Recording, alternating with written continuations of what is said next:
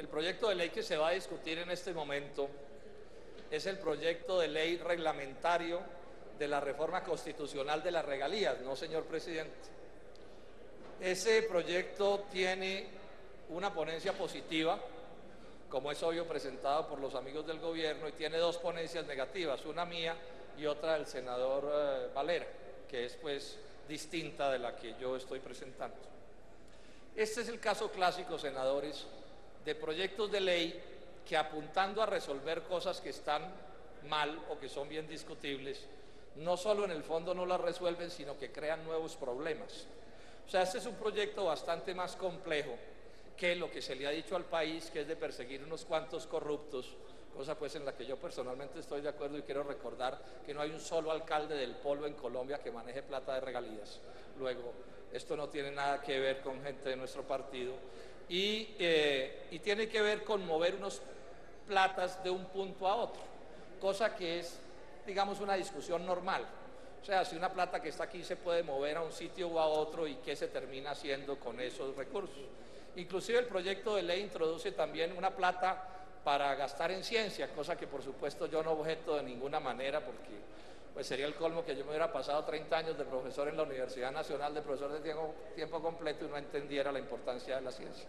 Lo que pasa es que el proyecto, senadores y colombianos, es bastante más complejo que ese. Yo tengo que lamentar que un debate, que es un debate incluso filosófico, sobre el funcionamiento del Estado, sobre la distribución de las competencias, sobre si le llega o no plata a los municipios pobres de Colombia, se termine convirtiendo en un debate medio pedrero, que es que cogemos unos pesos de aquí y otros para acá, y entonces al que le llega unos pesos se pone contento y otros se ponen tristes. Ese no es el debate que yo, por supuesto, voy a hacer.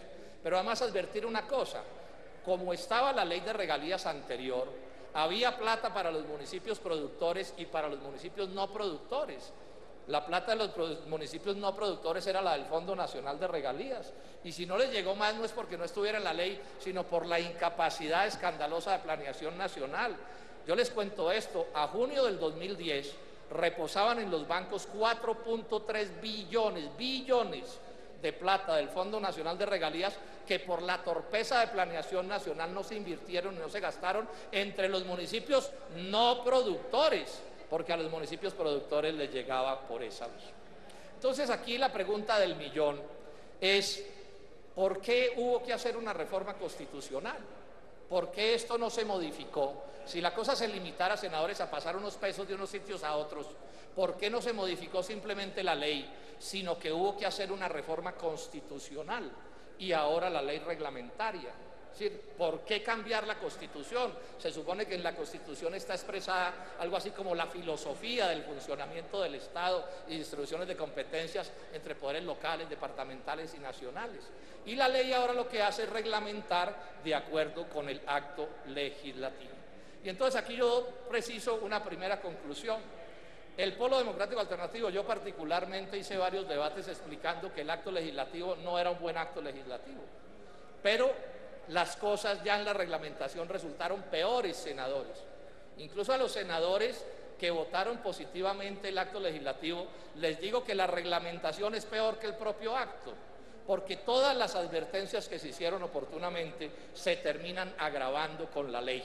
Les menciono algunas cosas. Primero, es evidente que los municipios productores salen maltratados en materia grave, los departamentos productores. Se les dejan unas pérdidas ambientales descomunales y unos recursos insuficientes para tratar esas pérdidas, además de que se les viene una crisis social grave. Ojalá no sea así, pero me temo que en un par de años va a haber problemas sociales y políticos muy graves en los departamentos a los que les quitaron recursos que estaban refiriendo. Pero además hay un punto que es el punto central del debate: se despojó a los municipios de los derechos que tenían sobre regalías. a los municipios de ahora y a los de después. Si el día de mañana un municipio encuentra un desarrollo minero en su territorio, ya no va a tener los beneficios que tenía antes, sino que todo le ha cambiado. Luego el despojo es para los municipios de hoy y para los del futuro. Ahora, ¿a quién pasó ese derecho? El derecho era de los municipios y los departamentos, y vamos a ver qué pasó al gobierno nacional. Este es el debate de fondo en muy buena medida. O sea, lo que eran derechos de los municipios y los departamentos de Colombia se convirtieron en derechos del gobierno nacional, como vamos a ver en el desarrollo de la ley. Y esto en otro país donde las cosas no fueran tan pedreras como en el nuestro, donde un peso para acá, otro peso para allá, probablemente hubiera desatado un debate más grande. Con esta advertencia, además, el gobierno nacional establece en la ley que la plata se va a gastar en macroproyectos fundamentalmente. Yo no tengo nada contra los macroproyectos, pero yo me pregunto, ¿por qué financiarlos con la plata de los municipios pobres de Colombia? Esa es la discusión que hay de fondo en este asunto. Se cumplió lo que nos ofreció el ministro Echeverri en su momento: no más proyectos chichigüeros. ¿Qué es un proyecto chichigüero? Un proyecto chichigüero es como llama un magnate al gasto muy importante de un pobre. Eso es lo que se llama un gasto chichigüero. Gastos chichigüeros que son de contratistas chichigüeros también, porque a los macroproyectos los ciclen los macrocontratistas, y ese es otro debate interesante para hacer. Se va a seguir concentrando la contratación en manos de monopolios y de transnacionales. La ingeniería local de los municipios, de los departamentos, no tiene derecho a aplicarse en la contratación estatal. Ese es todo un debate. En conclusión de esta primera afirmación, resultó falso que la mermelada, o sea, las regalías en la figura que usó el ministro Echeverri, se va a esparcir por toda la tostada. No, aquí va a haber municipios, y muchos, a los que no les va a llegar ni el aroma de la mermelada. A otros les va a llegar una cantidad tan escasa que va a ser transparente la película, y a otros centros de poder les va a llegar morro de mermelada que espero no terminen indigestándose. Es tan clara esta cosa en contra de los municipios pequeños de Colombia que hubo que tener dos fuertes debates con el Ministerio de Hacienda para que quedaran unos pesos para proyectos locales, porque en dos ocasiones el Ministerio dejó las cosas planteadas para que no hubiera ni un centavo para proyectos locales, es decir, para gastos que se llaman chichigüeros, y lo que quedó es una suma más, digamos, simbólica que real frente a las inmensas necesidades que se tienen en un país, para poner un ejemplo, donde la red terciaria vial agoniza. Un país donde la gente pobre de Colombia, inclusive la no tan pobre, pero que tiene desarrollos rurales que necesitan las vías terciarias, han tenido que regresar a la mula y al buey para poder sacar sus productos, y el proyecto se sesga de manera clarísima en contra de sus compatriotas. El otro aspecto que quiero mencionar es el control del gobierno nacional realmente es inaudito. O sea, todo se organiza de manera detalladísima en todo el proceso, cada paso. Hay no sé cuántos pasos para que un proyecto se apruebe, y si el proyecto no se aprueba, no hay plata para ninguna parte.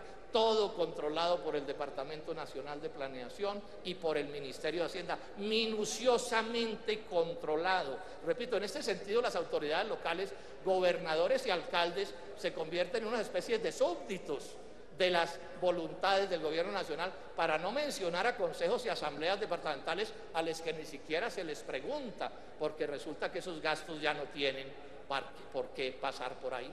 Esto el gobierno, esta realidad ultracentralista de despojo de los recursos de los pequeños municipios, la maquillan con un supuesto gasto regional, que es como ahora llaman las necesidades nacionales. Resulta que en Colombia, senadores, si ustedes lo saben, las regiones no existen como ente administrativo ni como ente político. Nadie puede girar un cheque en nombre de una región. Las regiones se convirtieron en una especie de entelequias de las que todo el mundo habla, pero no son nada. Pero además el gobierno nos dice que en la lógica de este proyecto las regiones deben ser espontáneas, flexibles, dinámicas, temporales y de no vecinos, incluso. O sea, una región es cualquier cosa que se le ocurra a cualquiera en Colombia para presentarla como un gasto regional, que lo que hace es realmente ocultar gastos nacionales. O sea, lo nuevo que hay en este proyecto en ese sentido es que la retórica va a hablar de gastos regionales cuando son efectivamente gastos nacionales. Yo inclusive hago votos para que quienes hicieron mucha campaña electoral allá en sus vicarías electorales hablando de las platas que les iban a llegar de regalías, no les vayan a hacer reclamos muy airados, porque el que haya hecho su campaña electoral así va a quedar supremamente mal, porque esos pesos no les van a llegar de ninguna manera, porque se van a convertir en macroproyectos que antes financiaba el gobierno nacional y que ahora se los cargan a las regalías que antes eran derechos de los municipios y los departamentos de Colombia. Como si fuera poco, y esto me llama mucho la atención, todo se puede privatizar en regalías, todo. Los privados pueden formular proyectos, los privados, el Planeación Nacional puede delegar en los privados el juzgamiento de los proyectos, lo pueden ejecutar las obras, o sea, actuar como entes estatales, los particulares también, y hasta la fiscalización de los ingresos y los gastos podrán hacer los entes privados.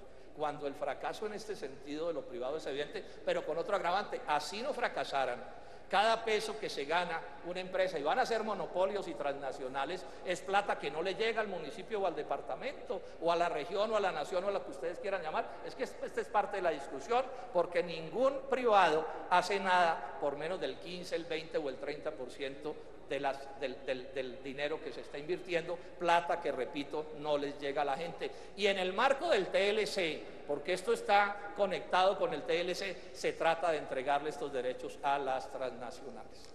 ¿Quiénes ejecutarán los gastos? Pueden ser privados, ya he dicho, de acuerdo con las normas de la Ley 80 que dice que ejecutarán los más poderosos. Entonces aquí al final, ¿qué es lo que va a suceder? Imagínense un proyecto regional de toda la costa atlántica. Guajira pondrá lo que supuestamente le corresponde a Guajira, Cesar pondrá lo que supuestamente le corresponde al Cesar, Atlántico y el que sea, pero ¿quién ejecuta? Y esto también es importante. ¿Ejecuta o un ente privado? ¿O ejecuta el gobierno nacional? ¿O ejecuta el más poderoso de esos departamentos? O sea, que en este símil, si mañana se les ocurre hacer ese embeleco de un ferrocarril de Riohacha hasta no sé dónde, hasta Urabá, no sé dónde, pasando por todas partes, seguramente ejecutará Barranquilla. Y esto también lo pongo en discusión. Y lo de Barranquilla es un ejemplo, y no tengo nada contra Barranquilla, pero hago un llamado. O sea, porque aquí estamos discutiendo también quién ejecuta el gasto y cómo se distribuye el gasto, y a mí esto no me parece un debate de menor cuantía, senadores, porque tiene que ver con qué tan democrático es el funcionamiento o no de la economía nacional.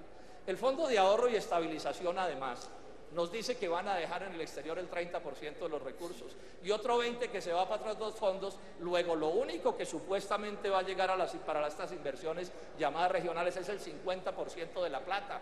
Otra vez quienes dijeron que iban a llevar mucha plata a los municipios de Colombia, me temo que van a recibir reclamos airados de sus electores, porque si algo llevaren va a ser la mitad de lo que mencionaron en los días de la campaña electoral. Además, ese fondo de estabilización es un fondo que tiene un par de características que yo quiero mencionar y rechazar. Primero, toda la plata en el exterior, intereses si nos va bien del 1%. Mientras se contratan créditos externos al 5 y al 10 y al 15%. Y ojo, y esto es muy grave, se debilitan los controles que van a tener quienes van a poder manejar esos recursos en el exterior. O sea, se estimula la especulación en el mercado financiero internacional con los recursos de ese Fondo de Ahorro y Estabilización. Se desmejoran, digamos, los controles de este tipo que antes tenía el Fondo de Ahorro y Estabilización Petrolera, cosa que me parece muy grave. En el mundo de la especulación, darle rienda suelta a los funcionarios para que puedan especular como quieran con estos recursos en el exterior, con los riesgos que esto significa, por supuesto que es inconveniente. El proyecto además tiene dos grandes micos. Uno, una rebaja de las regalías a ciertos sectores de la explotación petrolera y minera. Una rebaja, repito, de las regalías, que ya sabemos que en Colombia son bien bajas, y además cambiar el precio base para la liquidación de regalías. Y digo que es un mico, ¿por qué, senadores? Porque el acto legislativo establece una ley para reglamentar la distribución y otra ley para reglamentar la explotación, y aquí en esta misma ley están reglamentando distribución o explotación. Luego el mico es absolutamente evidente y la inconstitucionalidad, por supuesto, que no permite dudas. quiero por último, ¿en dónde qué? Ah, ¿en qué artículo? No lo tengo aquí. Son creo 14 y 15, unas rebajas para ciertos tipos de explotación minera. Rebaja que es del orden del 40%. O sea, estamos hablando de cosas grandes y poder al que en buena medida renuncia el Congreso de la República, pero enfatizo sobre todo la idea, primero, de la inconveniencia, pero segundo, de la ilegalidad de eso y la inconstitucionalidad. O sea, las dos cosas. Es inconstitucional y es mico porque no tiene unidad de materia. Pero me quiero detener en esto, senadores. Bueno, tampoco hubo consulta indígena y eso es una inconstitucionalidad del proyecto. No hubo consulta indígena y eso lo vuelve inconstitucional. Pero me quiero detener en este punto y termino, señor presidente, que hoy estoy haciendo esfuerzos por ser muy breve. En Colombia hay la idea, bastante cercana a la realidad, de que se pierde mucha plata de regalías a la hora de invertirlas. Y en buena medida el proyecto lo justificaron con el cuento y así nos pusieron. El que estuviera en contra de este proyecto es que era amigo de los ladrones y los honrados todos eran amigos del proyecto. Y aquí se habla todo el día de cómo se gasta la plata de las regalías. Pero yo he venido desde hace años investigando otro punto y es qué sucede con el recaudo de las regalías. Porque he venido demostrando en muchos debates que si se pierde plata en el gasto de las regalías, se puede perder más plata en el recaudo de las regalías. Son dos temas distintos de auditoría, senadores, ojo. Es decir, yo puedo demostrar hasta la saciedad con cifras oficiales que las mineras y las petroleras están pagando de regalías lo que se les dé la gana. La Contraloría General de la República, ¿qué dice? Que se les cree por fe. O sea, que las cuentas que entregan estas empresas al Estado colombiano, el Estado se las cree por fe. Se las cree por fe porque las normas son absurdas y no permiten fiscalizar. Y segundo, porque el número de funcionarios encargados es tan pequeño que no es posible hacer auditoría de ningún grado de seriedad. Y este punto, que repito, es tan importante o más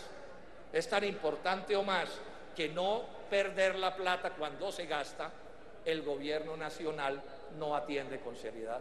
Ustedes se acordarán, senadores, que este debate en parte empezó en la comisión porque la Contraloría pidió unos recursos para mejorar el control de la Contraloría para estos asuntos. Y el ministro Echeverri se puso como un tití, furioso, porque la Contraloría pedía plata para que se pudiera aumentar la auditoría, porque es obvio que si usted no tiene funcionarios no puede tener auditoría. ¿Cuántos funcionarios hay que tener? Pues los que se necesiten, dicen los de la empresa privada.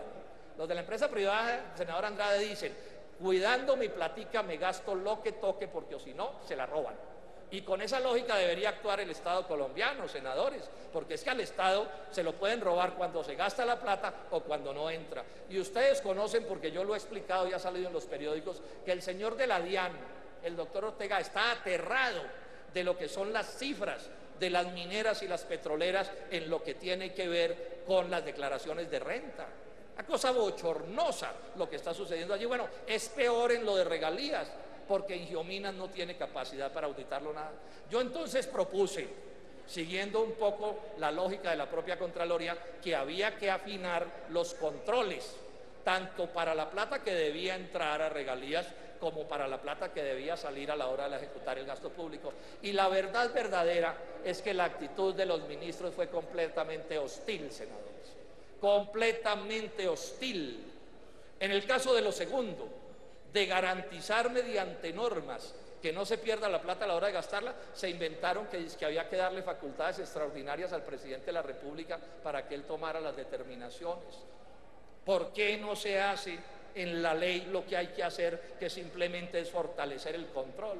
Y en lo que tiene que ver con la plata que entra, le ganamos en una votación en la Comisión Quinta un artículo. Y hay que ver al ministro de Minas desesperado porque qué dirían las petroleras y las mineras, porque iba a entrar la Contraloría General de la República a mirar, porque lo que yo he estado planteando es que aquí tiene que haber como una especie de pool que por lo menos permita el cruce de la información entre la DIAN la Contraloría General de la República, los ministerios involucrados, o en este caso el Ministerio de Minas, que nos permita saber si están pagando o no están pagando las regalías que deberían pagar. Y resulta, senadores y senadoras, que eso no queda claro en el proyecto. O sea, el proyecto en muy buena medida mantiene la lógica de que viene de atrás. Si uno mira entonces el conjunto de las explicaciones que he dado, y repito que estoy haciendo un esfuerzo por ser muy sucinto, pues queda claro por qué yo no puedo estar de acuerdo con ese proyecto.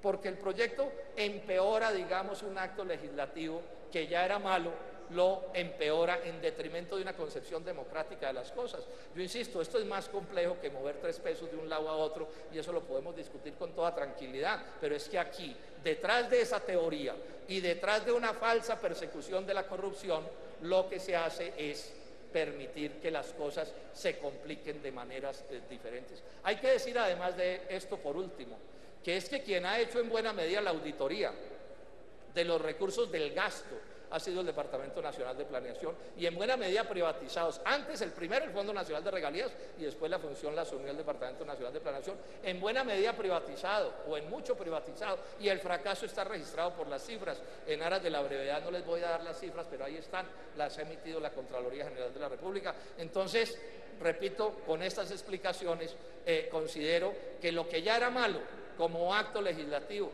lo que ya era antidemocrático como acto legislativo, se empeoró en la reglamentación, que lo que hace es seguir concentrando el poder en el Ejecutivo. Yo en estos días escribí un artículo que titulé República de Colombia o Principado de Anapoima. República de Colombia o Principado de Anapoima, porque la reforma de la justicia es también descentralización del poder ejecutivo. La reforma de regalías es centralización del poder ejecutivo. Esa superentidad que montaron para manejar toda la plata del clientelismo, de bienestar familiar y de los ¿cómo se llaman?